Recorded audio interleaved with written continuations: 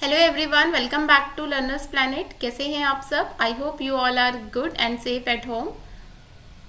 जैसे कि आप सब जानते ही हैं, DSSB TGT नेचुरल साइंस 2024 के एग्ज़ाम के लिए, जो कि अब लग रहा है कि 2025 में होगा, हमने फिजिक्स की यूनिट स्टार्ट की थी, लाइट।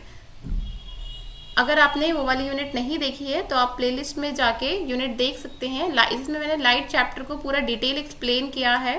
लाइट क्या होता है, रिफ्लेक्शन ऑफ लाइट क्या होता है, रिफ्रैक्शन क्या होता है, plane mirror, concave mirror, convex mirror, lenses, सबको हमने बहुत ही डिटेल में डिस्कस किया है। अगर आपको लाइट चैप्टर में कोई भी प्रॉब्लम है ना, तो आई एश्योर यू कि वो वीडियोस देखने के बाद आपकी सारी प्रॉब्लम, सारी डिफिकल्टीज दूर हो जाएंगी। ठीक है, उसके बाद आप न्यूमेरिकल भी बहुत इजीली कर पाएंगे और कोई भी क्वेश्चन लाइट चैप्टर में से आपको प्रॉब्लमेटिक नहीं लगेगा। ठीक है, आज की वीडियो में हम DSSB TGT नेचुरल साइंस जो 2021 का पेपर है उसमें से फिजिक्स के क्वेश्चंस को सॉल्व करेंगे। और ये क्वेश्चन सॉल्व करने के बाद आपको ये पता चलेगा कि फिजिक्स के किस टॉपिक में से आपको सिर्फ थ्योरी पढ़ के काम चल जाएगा या किस में से आपको न्यूमेरिकल प्रैक्टिस करने की बहुत ज़रूरत है, किस न्यूमेरिकल प्रैक्टिस करेंगे। Okay, so without any further do let's get started. ये फर्स्ट क्वेश्चन ये हमारा न्यूमेरिकल है। So the question is, find the work done by the force of gravity during the time of particle of mass 60 gram goes up being thrown vertically upward with the speed of 10 metre पर second. ठीक है, मैं आपको time दे रही हूँ, आप लोग पहले ये न्यूमेरिकल सॉल्व करेंगे, देन मैं आपको राइट आंसर बताऊंगी इसका। ओके, नोटबुक और पेंसिल या पेन निकालिए और सॉल्व कीजिए। आई होप कि आप लोगों ने क्वेश्चन सॉल्व कर दिया होगा। The right answer is -3 joule. Okay, अब तो हम इसका सॉल्यूशन देखेंगे। अब जो लॉज ऑफ मोशन है उस वाले चैप्टर में हमने एक फॉर्मूला पढ़ा है, v² is equal to u²। Equation of motion में हमने ये फॉर्मूलाज पढ़े थे, v² is equal to u² minus 2gh, अगर हम ग्रेविटी की बात करते हैं तो। ठीक है, तो यहाँ से v फाइनल वेलोसिटी है जो हमें पता है कि 0 हो जानी है, is equal to u² minus 2gh। तो जब आप इसको सॉल्व करेंगे, यहाँ से बेसिकली हम h का फॉर्मूला निकाल रहे हैं। ओके, तो h इज इक्वल टू आ जाएगा आपका u² अपॉन में 2g। ठीक है, अब आप सोच रहे होंगे कि मैंने वैल्यूज पुट क्यों नहीं करी क्वेश्चन में से एंड सॉल्यूशन स्टार्ट कर दिया बिना वैल्यूज पुट करे। तो हमेशा ना हमें पहले ना पूरा सॉल्व कर लेना चाहिए एंड लास्ट में वैल्यू पुट करनी चाहिए, क्योंकि आप पहले भी वैल्यू पुट कर लोगे, फिर एक वैल्यूज आएगी न्यूमेरिकल वैल्यू, फिर आप उसको पुट करोगे तो वो टाइम कंज्यूमिंग हो जाता है। ठीक है, तो इसीलिए पहले आप सारे फॉर्मूले को शॉर्ट कर लो एंड लास्ट में वैल्यूज पुट करो। ठीक है, तो यहाँ पे हमें क्या फाइंड करना था, यहाँ पे हमें फाइंड करना था वर्क डन। तो वर्क डन का फॉर्मूला हो जाएगा, work done is equal to potential energy यानी कि mgh। ठीक है, अब क्योंकि अगेंस्ट द ग्रेविटी है तो माइनस का साइन आ जाएगा यहाँ पे। तो work done is equal to n की वैल्यू है यानी कि मास कितना था 60 ग्राम, तो 60 ग्राम है तो उसे किलोग्राम में कन्वर्ट करने के लिए अपॉन में 1000। ठीक है, एंड g की जगह आप पुट करेंगे g एंड h की जगह हम ये ऊपर से ये जो इक्वेशन फर्स्ट में हमने वैल्यू बनाई है इसको पुट करेंगे। तो h की जगह हमने पुट कर दिया u² अपॉन में 2g। यहाँ से g कैंसिल हो गया, तो अब बाकी जो चीज़ है उसमें वैल्यू पुट करेंगे। तो 60 अपॉन में 1000 इंटू में u की वैल्यू इज 10, तो u² है इसलिए 10 इंटू 10 अपॉन में 2। ठीक है, अब इसको सॉल्व करेंगे, बस और कुछ नहीं है। 0 से 0 कैंसिल, इस 0 से ये 2 0 से ये 2 0 कैंसिल, 2 से इसको कट करेंगे तो 3। तो यहाँ पे जो वर्क डन है वो कितना आया आपका, सॉरी -3 है ना, माइनस का साइन भी है साथ में, -3 जूल। ठीक है, देखा आपने कितना इजी था ये न्यूमेरिकल, बस आपको एक फॉर्मूला पता होना चाहिए था एंड डन। ठीक है, सो इस क्वेश्चन का राइट आंसर इज -3 जूल। कैसे सॉल्यूशन हुआ ये भी मैंने आपको बता दिया। Now move to the next question. Next question is which of the following statement is incorrect. इनमें से कौन से स्टेटमेंट जो है वो इनकरेक्ट है। ठीक है, first statement is the resistance of wire is a constant for a given wire. जो रेजिस्टेंस है वो किसी भी वायर के लिए एक कांस्टेंट वैल्यू होती है। Second statement is the resistance of a wire is directly proportional to the length of wire. जो रेजिस्टेंस है वो लेंथ के डायरेक्टली प्रोपोर्शनल होता है। Third, the resistance of wire can never be negative. किसी भी वायर का जो रेजिस्टेंस है वो कभी नेगेटिव नहीं हो सकता। And fourth one is the resistance of wire is directly proportional to the cross section of wire. ठीक है, जो रेजिस्टेंस है वो क्रॉस सेक्शन के भी डायरेक्टली प्रोपोर्शनल होता है। तो आपको बताना है इन चारों स्टेटमेंट में से रॉन्ग स्टेटमेंट कौन सी है। ठीक है, आई होप कि आपको राइट आंसर पता होगा और आपने अपना राइट आंसर चूज कर लिया होगा। Now check your answer. Yes, the right answer is option number 4। जो इनकरेक्ट स्टेटमेंट वो ये है कि the resistance of wire is directly proportional to the cross section of the wire. ठीक है, तो ये स्टेटमेंट रॉन्ग क्यों है? क्योंकि जो रेजिस्टेंस है वो क्रॉस सेक्शन के डायरेक्टली नहीं इन्वर्सली प्रोपोर्शनल होता है। ठीक है, जितना ज़्यादा एरिया ऑफ क्रॉस सेक्शन होगा उतना कम रेजिस्टेंस होगा। ठीक है, यहाँ पे डायरेक्टली प्रोपोर्शनल बताया गया था, जो कि एक रॉन्ग स्टेटमेंट है। ठीक है, इन्वर्सली रिलेशन होता है। Okay, now move to the question number 3। Dash of an eye contain about 1 million optic nerve fiber which transmit the information to the brain. इनमें से किस ऑर्गन में millions of optic nerve fibers होते हैं? Lens में, cornea में, pupal में या रेटिना में? The right answer is retina. Retina के अंदर मिलियंस ऑफ ऑप्टिक फाइबर्स होते हैं जो कि ब्रेन को सिग्नल दे रहे होते हैं। ठीक है, क्योंकि यहीं पे जो है इमेज फॉर्म होती है। ठीक है, next question is question number 4। Which of the following is true about the solid floating with a part of it in the fluid. ठीक है, इनमें से कौन से स्टेटमेंट ट्रू है? पहली, दूसरी या फिर दोनों? ठीक है, statement 1 is the overall density of a solid is greater than the density of fluid.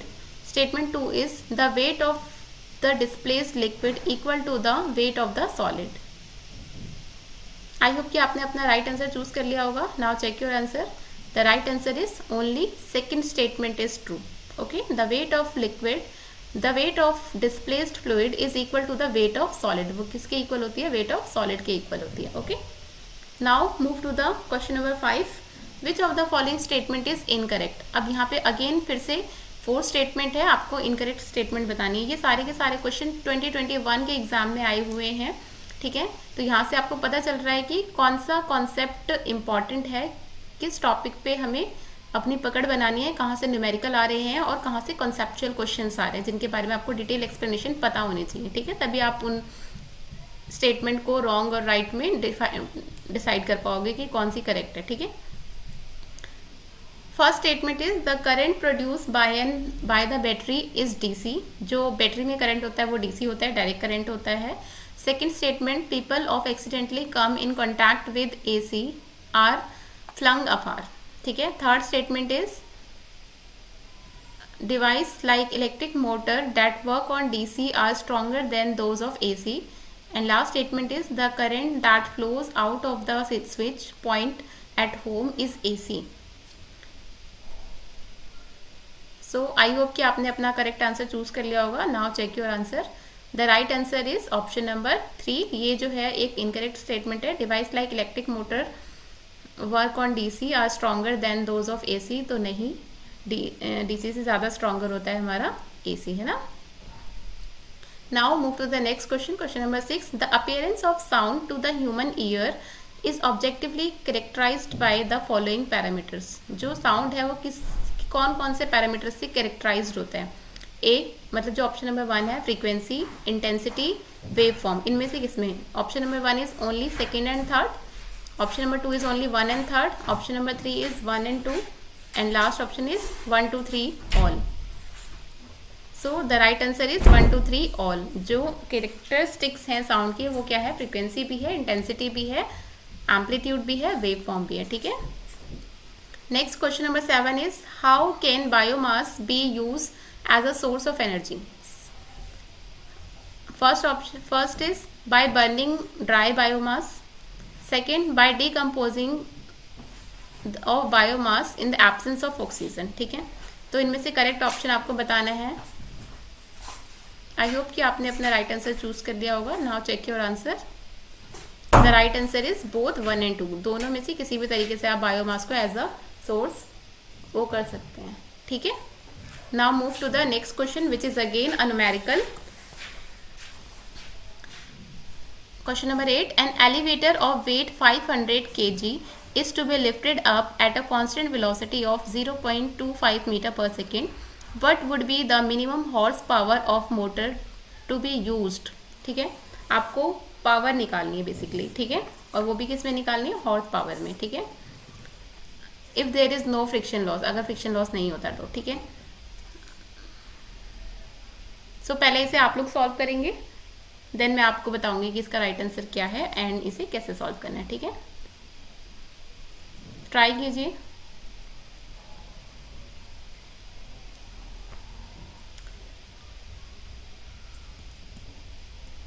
I hope कि आप लोगों ने इसे सॉल्व कर लिया होगा और आपका आंसर भी आ गया होगा। Let's check your answer. The right answer is 1.64 horse power. अभी कैसे हुआ तो इसका डिटेल सॉल्यूशन देख लेते हैं। The question is an elevator is lifted up, अगर वो अपवर्ड जा रहा है ना तो टोटल वर्क डन जो है वो क्या हो जाएगा, 0, ठीक है। इस केस में टोटल वर्क डन क्या हो जाएगा आपका ऑन द एलिवेटर इज 0, ठीक है। तो work done by the motor किसके इक्वल हो जाएगी, सो जो आपका वर्क डन है by motor, work done by motor is equal to हो जाएगा आपका work done by force of gravity, work done by force of gravity, ठीक है। जब आप इसमें फॉर्मूले में पुट करेंगे यानी कि power is equal to force of gravity into में वॉल्यूम, ठीक है। तो यहाँ से power is equal to force की जगह हम वैल्यू पुट कर सकते हैं, we know F is equal to M G होता है, तो यहाँ से एफ की जगह हमने क्या पुट किया, एम जी, और यहाँ पे क्या है, वी। नाउ वैल्यूज को पुट करेंगे, ठीक है।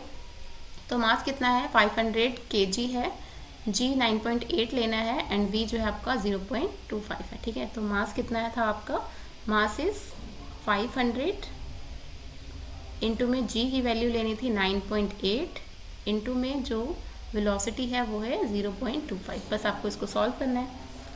यहाँ से पॉइंट हटाएंगे, ये 20, यहाँ से पॉइंट हटाएंगे तो 10, 20 से 20 कैंसिल हो जाएगा, 5 1 5, 5 2 10, 2 से इसे कैंसिल आउट करेंगे, 2 4 8 और 2 9 18, तो 49 इंटू में 25। इसको मल्टीप्लाई करेंगे तो हमारा क्या आ जाएगा, पावर आ जाएगा। तो जब आप इसको मल्टीप्लाई करेंगे तो ये अप्रॉक्स 1225 वॉट आएगा, ठीक है। इतना आ गया। तो पावर देखते हैं ऑप्शन, ओके, हमें यहाँ पे हॉर्स पावर में कैलकुलेट करना है। तो आपको पता ही है कि 1 horse power, let me change the colour, है ना, 1 horse power is equal to 764 watt होता है, ठीक है। तो आप इसे 764 से डिवाइड कर देंगे तो आपका हॉर्स पावर में आंसर आ जाएगा। जब आप इसे 764 से डिवाइड करेंगे तो आंसर आएगा 1.64 हॉर्स पावर, ठीक है। तो राइट आंसर क्या है इसका, 1.64 हॉर्स पावर, ठीक है। If you want to take the screenshot then आप स्क्रीनशॉट ले सकते हैं इसका, ठीक है। Move to the next question. Question number 10, which of the following statement is not correct regarding to the generator of wind power, ठीक है। इसमें से आपको इनकरेक्ट स्टेटमेंट को आइडेंटिफाई करना है। Statement 1 is the wind speed is vital in the production of electricity. Second, the blade of the wind mill are angled into the wind. Third, the turbine convert mechanical energy into electrical energy. And last, in older windmills, wind energy was used to run machinery to do physical work like crushing grain and pumping the water. ठीक है, इसमें से आपको correct नहीं incorrect statement बतानी है, ठीक है। आई होप कि आपने अपना राइट आंसर चूज कर लिया होगा। Now check your answer. So the incorrect statement is the turbine convert mechanical energy into electrical energy. No, ठीक है, this statement is wrong. Now move to the next question. Question number 11, while generating ocean thermal energy, which of the following types of liquid is boiled by the warm ocean water? ठीक है, इसमें से कैसा liquid जो है वो boil होता है जिसकी वजह से थर्मल एनर्जी जनरेट होती है, ठीक है। Volatile liquid, acidic liquid, basic liquid या नॉन वॉलेटाइल। ऑब्वियसली सिंपल सा क्वेश्चन है ये।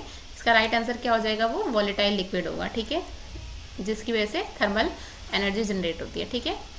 Next question number 12 is which of the following is और आर ट्रू। इनमें से कौन सा स्टेटमेंट जो है वो ट्रू है, स्टेटमेंट 1, 2 या बोथ, ठीक है।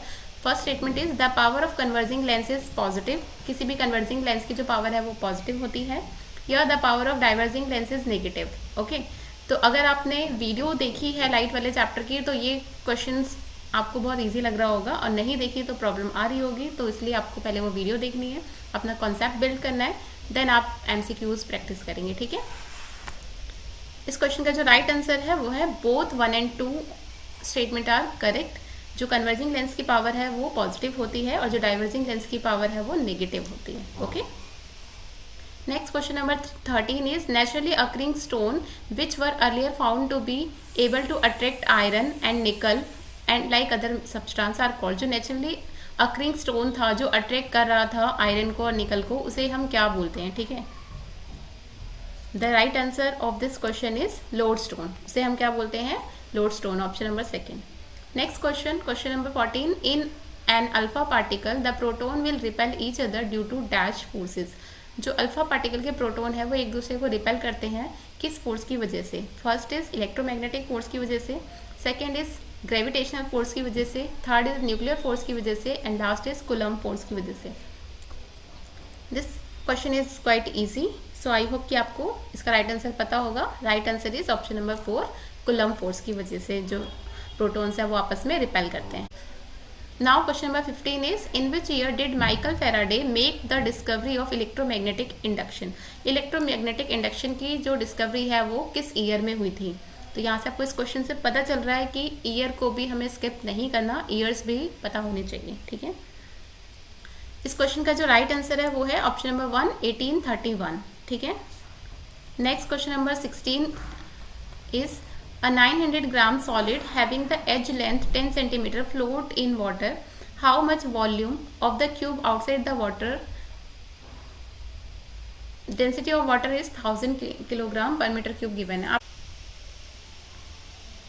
सो इस क्वेश्चन में बेसिकली आपको क्या बताना है? इस क्वेश्चन में आपको बताना है कि अगर एक 900 ग्राम का सॉलिड क्यूब है और आप उसे वाटर में डिप करते हैं तो उस क्यूब का कितना वॉल्यूम जो है वो आउटसाइड द वाटर रहेगा। ठीक है, मतलब कि अगर ये वाटर है, इसके अंदर जो आप क्यूब को डिप करते हैं तो कितना जो पार्ट है वो आउटसाइड द वाटर रहेगा। ठीक है, तो इसको सॉल्व कैसे करेंगे?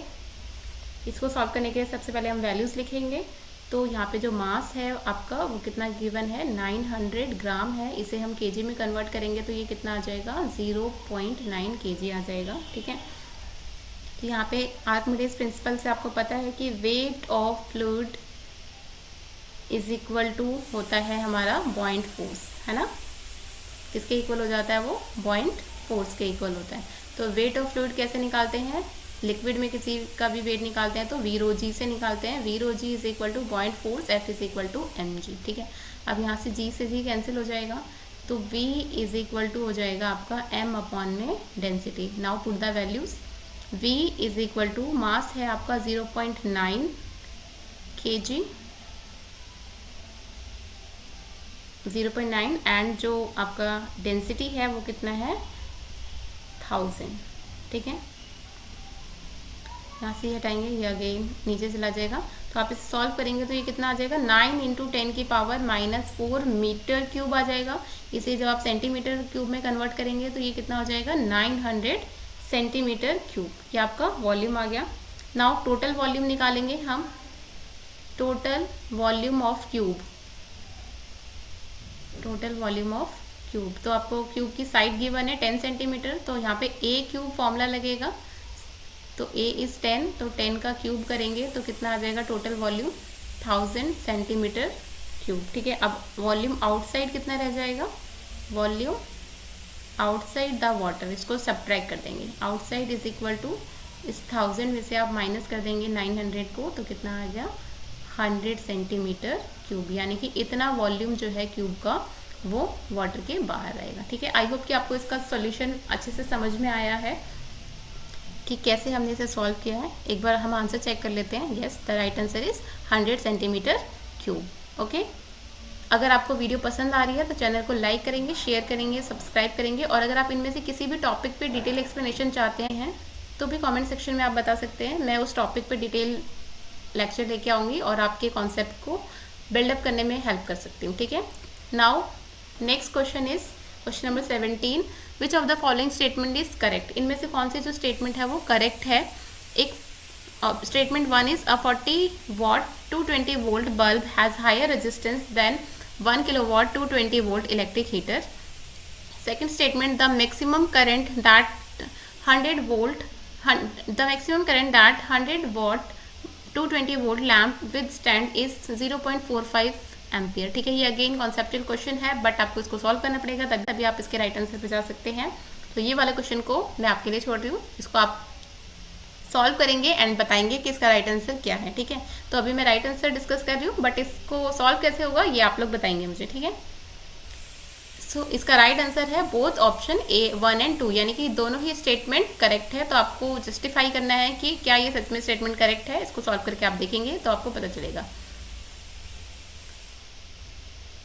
Next question number 18 is the amount of light entering the eye may be controlled by the varying the aperture of the pupil with the help of.